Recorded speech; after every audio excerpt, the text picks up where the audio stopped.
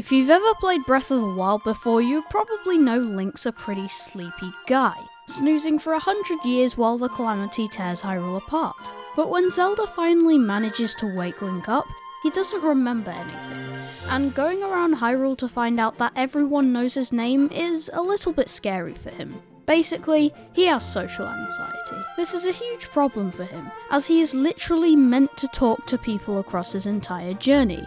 But could he beat the game without that? We start on the Shrine of Resurrection, where this strange voice tells Link to grab a Sheikah slate. Since he has nothing else to do, he takes it, but is suspicious of the door that just opened in front of him. Could this be a trap? Link decides it is, so he runs up a wall, turns on his Sheikah slate and clips through it. Don't ask me how he did that. He then manages to clip through the ground by standing up, and then there it is again. That strange voice. Link's starting to get annoyed at this point, so instead of activating a massive tower with his Sheikah slate, he goes straight to a bokoblin camp and grabs some weapons and a pot lid.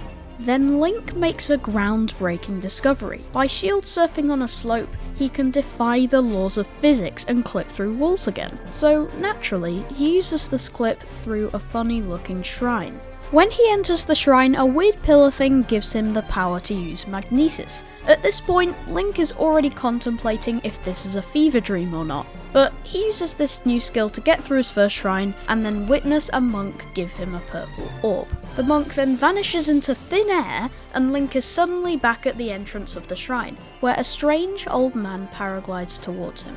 Link, with his anxiety around these situations, had no choice but to socialise with him, since there was no way he could run away from this random man without him thinking badly of him. When that was finished, Link could finally get going to the other shrines he could see in the distance, where he'd climb, fight, and even cook to get to them. At the shrines he got the ability to stop time on objects, the ability to make ice pillars on water, and he could even use bombs now. After his last shrine, Link walks out only to find that weird old man trying to talk to him again. At this point, Link feels almost as icy inside as the cryonis shrine itself. The old man tells Link to meet him at the top of the Temple of Time, and then vanishes on the spot just like the monks did. Link, who just knew he couldn't make it off the plateau without his help, decides it's the only thing he can do, even if it's an elaborate trap. There, the old man tells Link he's the king of Hyrule, the strange voice was this Zelda person trying to defeat a massive black boar, and that Link should see a lady at Kakariko village. He then gives him the paraglider, and of course, he vanishes on the spot. Then Link finds some slightly more stylish clothes, some more food and weapons, and then he cooks a meal that boosts his attack power, because apparently fighting didn't trigger Link's anxiety. Link goes to the sanctum of the castle next, to fight 4 malicious enemies, all based on water, wind, thunder and fire. With his well-earned weapons and runes, Link manages to demolish all 4 of these guys, while still managing to keep a lot of his health. Admittedly, the thunder-themed one was a bit tricky, but Link didn't have time to think about that right now. After that, he takes a deep breath and looks up to find a red-haired spider explode out of a cocoon and then break through the floor, taking Link with him to an underground astral observatory. Again, this didn't trigger Link's anxiety.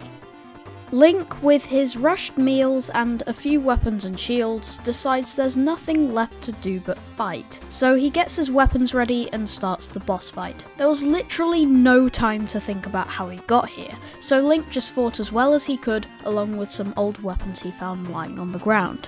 Even though the fight went on for a long while, with some well-timed arrows and parries, Link managed to defeat Calamity Ganon once and for all.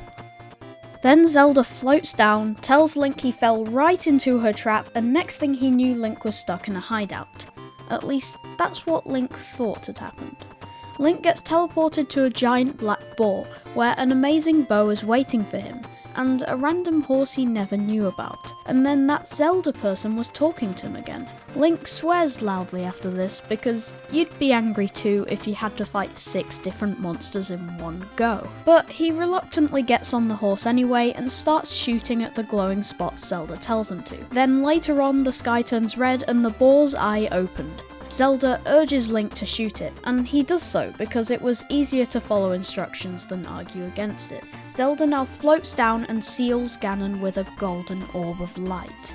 Then there's an awkward silence because Link doesn't really know how to start a conversation, especially after what just happened. Zelda asks Link if he remembers her, and Link has nothing to say, and he thinks this is a trap anyway. So he says nothing, teleports back to the Shrine of Resurrection and goes back to sleep, because doing all that is quite exhausting for someone with social anxiety. Hyrule is now safe with Link asleep again and everyone else in complete shock at what just happened.